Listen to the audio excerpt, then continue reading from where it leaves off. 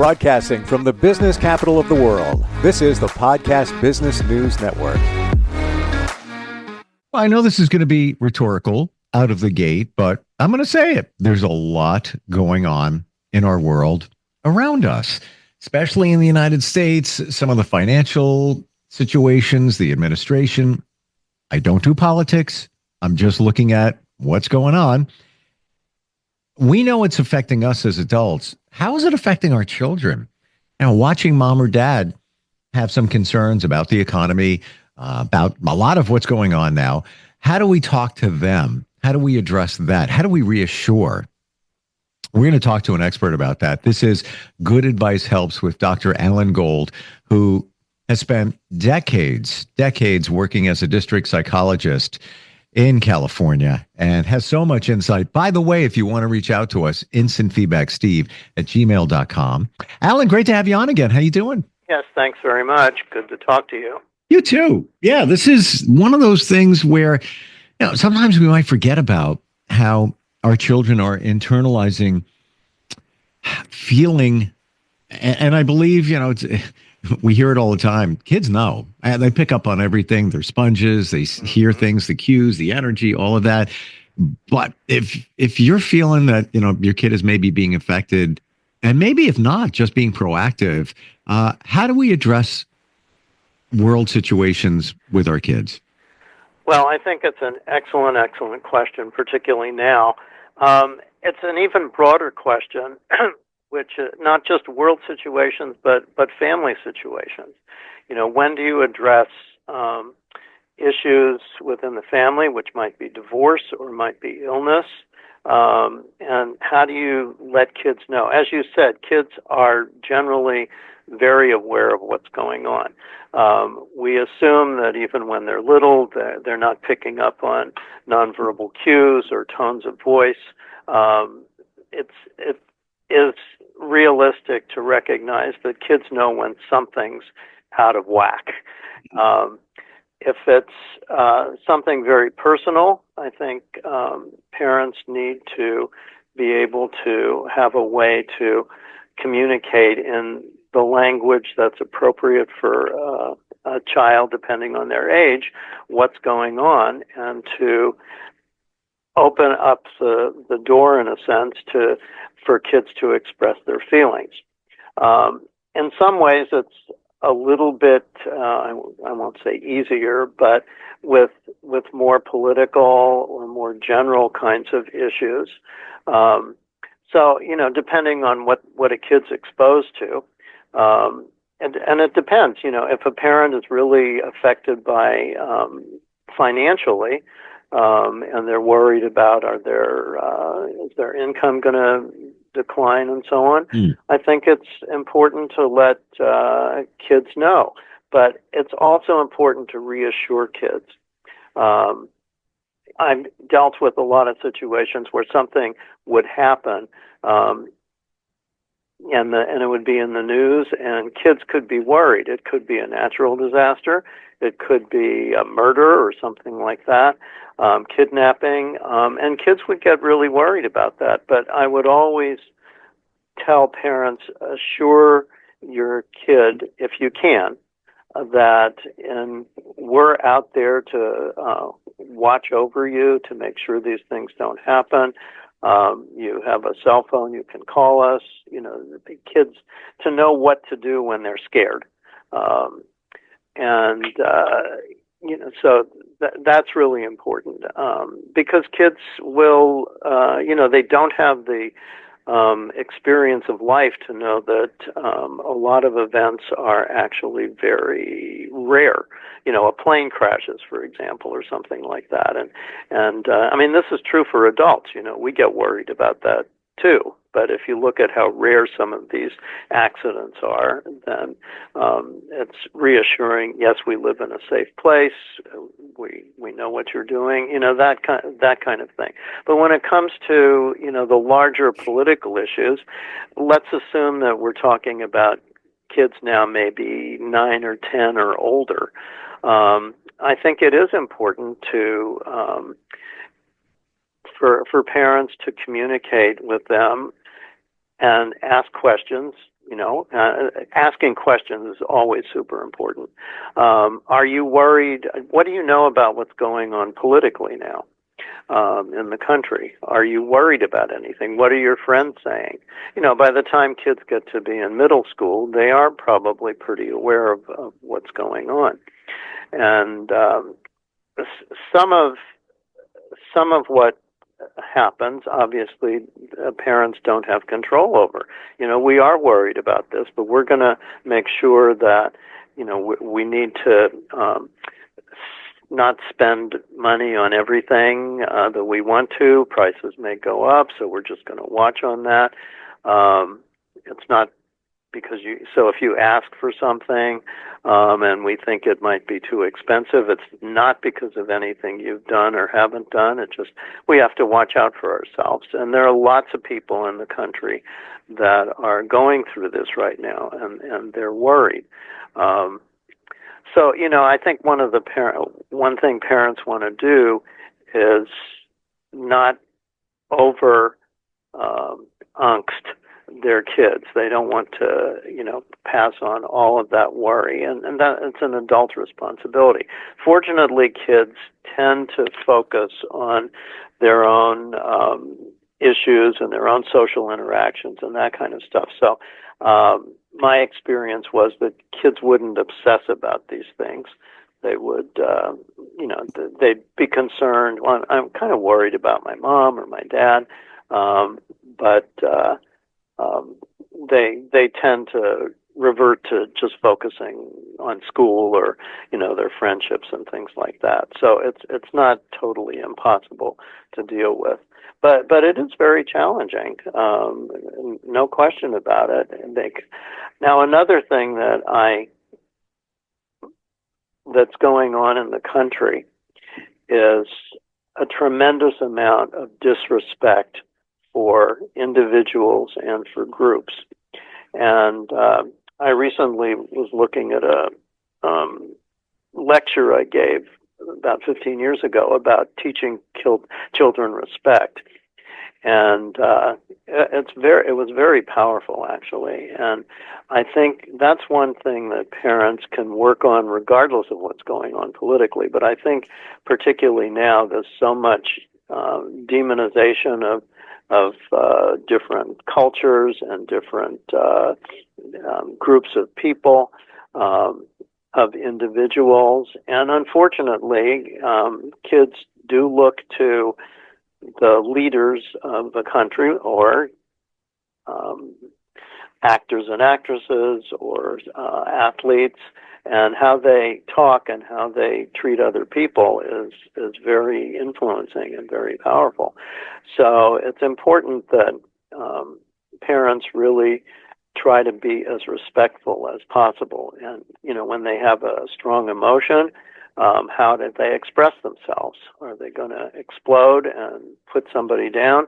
Because we all know that kids use their parents as role models. Parents may not think about it, but kids are absolutely absorbing however their parents act.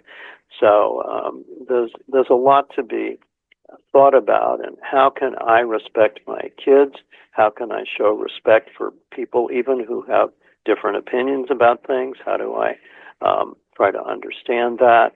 How do I have respect for different cultural groups or different religious groups and so on, and express that? So if nothing else, one can, a parent can actually teach their kids or model for their kids how to be a better person. That's and respect for themselves. If parents are saying things like, "Oh, I'm so stupid. Why did I do this?" That sort of thing, kids will follow that. Mm. And self-respect is critical for young kids to learn how to be respectful of themselves, and what do they respect themselves about, and it should be doing good. It's part of my Jewish upbringing is what's something called tikkun olam, which is healing the world, and it's one of the reasons I did what I did as a profession, to try to make things better.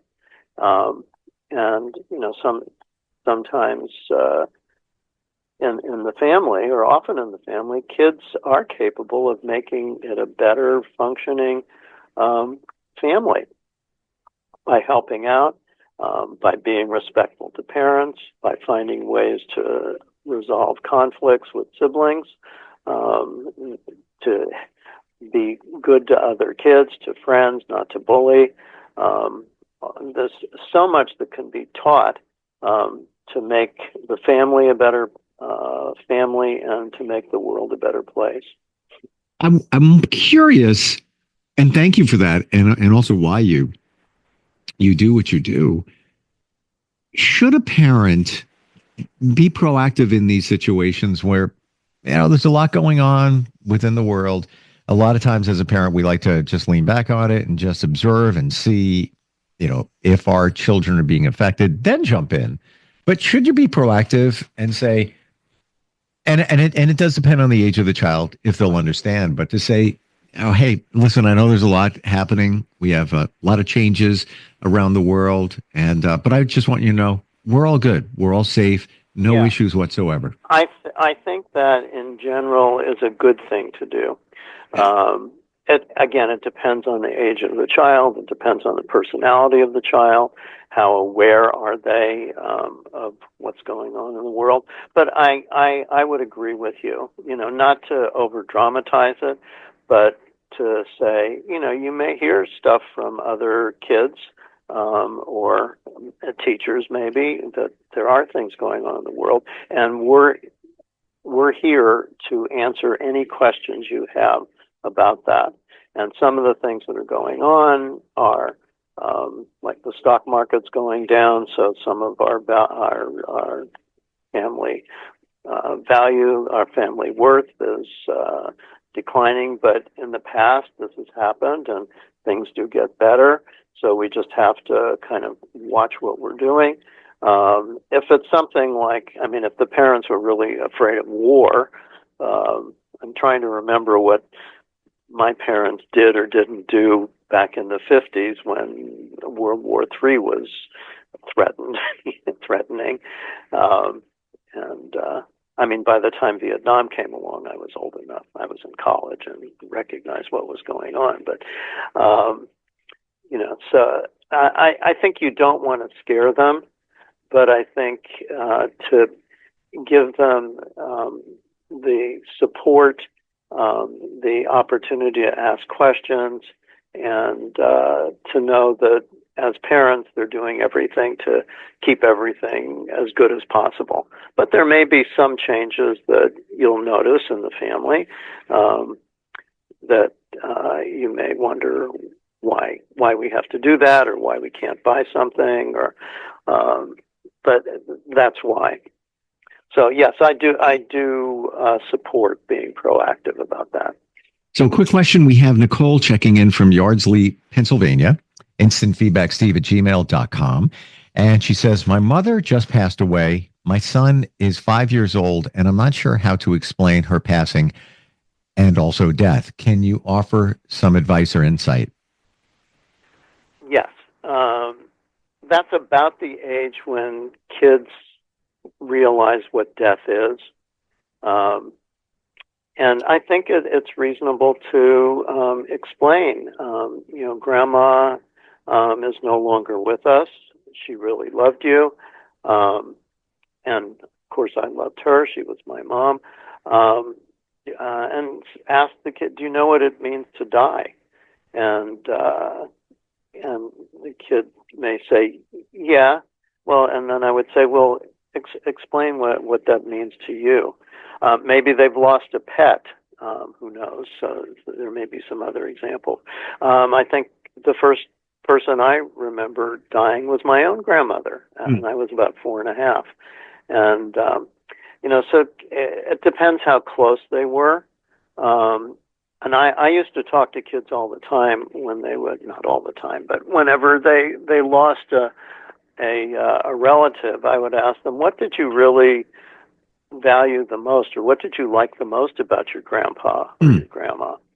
And of course, I would express my sympathy and so on. But I said, like I remember a kid said, "Oh, he told really great jokes." And I said, so one way you can kind of keep your grandpa alive is by having a good sense of humor yourself. Or, my grandpa was really kind to me.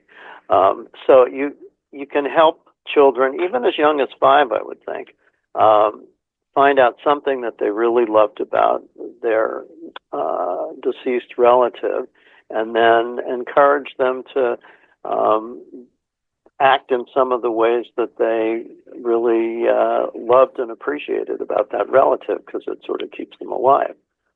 I love how you turned it into a positive where, Grandpa had a great sense of humor. That's what the child identified. And then to say, you know what, let's keep the memory alive. Always keep laughing. You have a great sense of humor too. And, and Grandpa always appreciated it. That kind of thing. Yeah, that kind of thing. Exactly. Now, if a child didn't understand death at all, certainly the parent, I think at age 5, could explain, well, like we all know that people don't stay here forever. They don't live forever. And when people you want to make it like a long way off. Obviously, I've worked with kids who have lost their parents, and that's devastating. But at least you can, try to convince the kid. When people get very, very, very old, you've seen people on the street that are quite old, and some people live to be over 100 years old, which is true. But when people get old, sometimes their bodies just shut down, and it's time for them for their lives to end. That's why it's so important to, while people are alive, to be as kind and good and loving to them as possible, so that that's what they remember in their lives. So, fortunately, you were a loving was it a grandson? Little boy. Let me take a look. Grandmother. It was a grandmother for Nicole. Grandmother, but was she talking about her son? She was talking. Daughter? Yeah, she was talking about her son, who's 5. Okay, like you've been a wonderful grandson to Grandma, and I'm sure that as her life was coming to an end, she was thinking about how much she loved you, and you did the right thing. That kind of thing. Hopefully they did have that kind of relationship. But and sometimes kids won't have that close a relationship. The grandparents might live on the other side of the country and that kind of thing.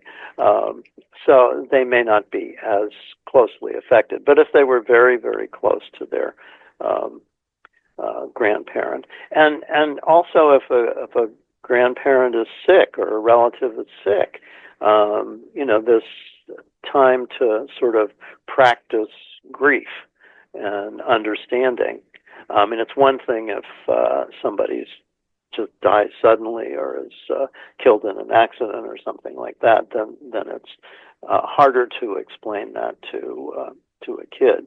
But if a relative is sick, then the parent, even at age 5, Grandma not doing very well, her health is bad, and sometimes with older people, that's the last illness they get, and then they're no longer able to live.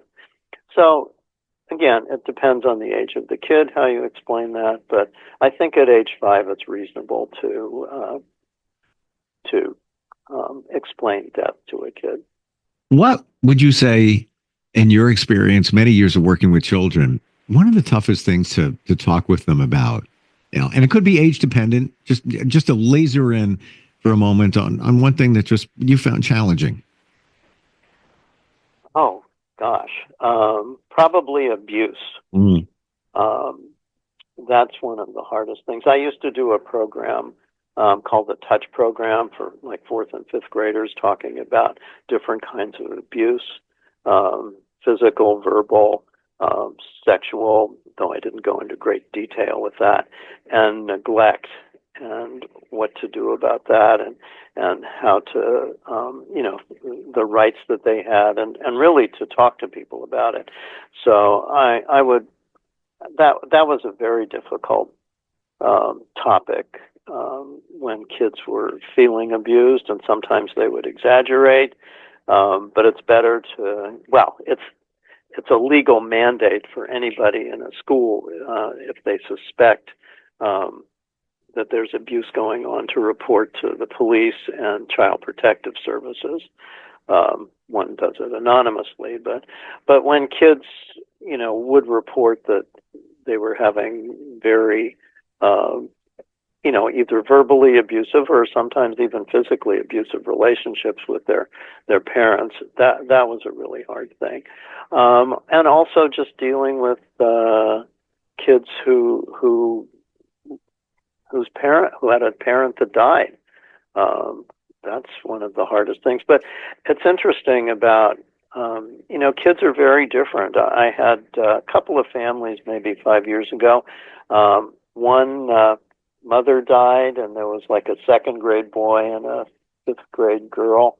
And the boy wanted to talk about it a lot, but the girl didn't want to talk about it at all. And then there was another family with a fifth grade boy and a third grade girl.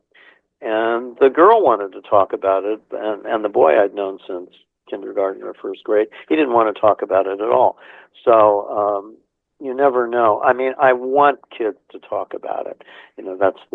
That's how they deal with grief, and not only kids but adults, frankly. So it's challenging when kids have experienced a loss, but they're not willing to open themselves up to deal with their feelings about it. So those were probably two of the biggest. Or, having a very seriously ill parent that the kid is, super worried about. Those are the hardest kind of things to deal with. I can't imagine being in your position, having a child before you, and then you start picking up on those cues where, this is troubling, this is challenging, and then having to take action. But it's a part of life, and that's why you've done what you've done for so many years, being in that position. Yep, yeah, and you kind of learn to do it. I guess another difficult area for me, it didn't happen that many times, but when I found out that a young adolescent was having sexual activity and I needed to inform the parents, that's no fun. Or when kids were dealing with their gender identity or their sexual orientation and they came to me to talk about that, that was a little bit easier, but it was more like, how do you deal with are you ready to talk to your parents about it? And I've had some meetings with parents and like young teenagers who would actually come out to their parents right there in front of me. They wanted me there to kind of buffer it. Yep. So. And that's actually, we talked before, that's why you created some organizations and clubs, if you will, within the school district to make students feel connected, feel like they're together and have a common ground. Always great talking with you. Just the insight, even just the reminder of it's okay to talk to your kids about what's going on and don't be quiet. It's all right. No, that's true. And, there's no easy answer to these questions are wonderful, by the way. But there's no easy answer. And, some kids may need, depending on what they're dealing with, may need ongoing outside of school therapy, sure. To deal with. Certainly people who deal with grief and, losing a relative. Or even a pet, kids love pets. They're as close to pets as they are to people sometimes. So there's nothing the matter with that. And I don't want parents to feel like they have to always do the right thing.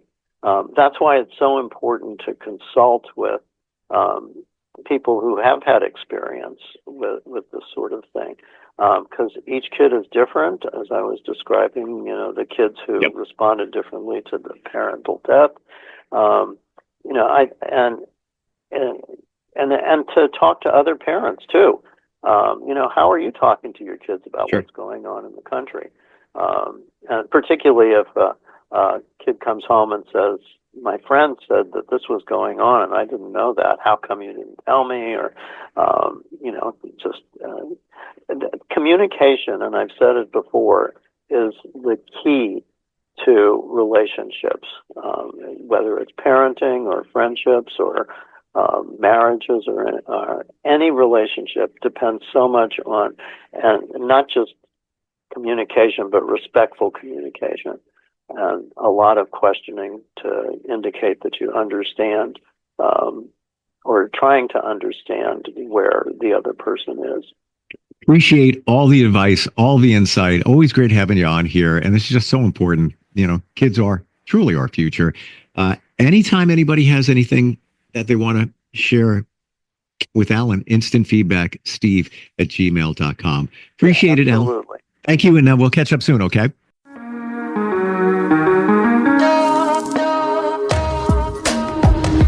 Broadcasting from the business capital of the world, this is the Podcast Business News Network. For nearly 2,000 severely injured veterans, everyday life has become filled with barriers. Day-to-day simple tasks can become pretty daunting. I have to carry my chair up 2 flights of steps or have somebody do it for me. What scares me the most is just the falling. When I'm struggling with my house, I think, to have that one great barrier just knocked down, it's crucial. Home for Our Troops is a wonderful nonprofit that builds a mortgage-free, fully adaptive, handicap-accessible house. And there's no catch. It'll be our very first home that we've ever owned. This is a game changer. This is where your life begins again. We need you to join us in completing this important mission. Please visit hfotusa.org and help build homes and rebuild lives. Because of you, everything's going to be okay.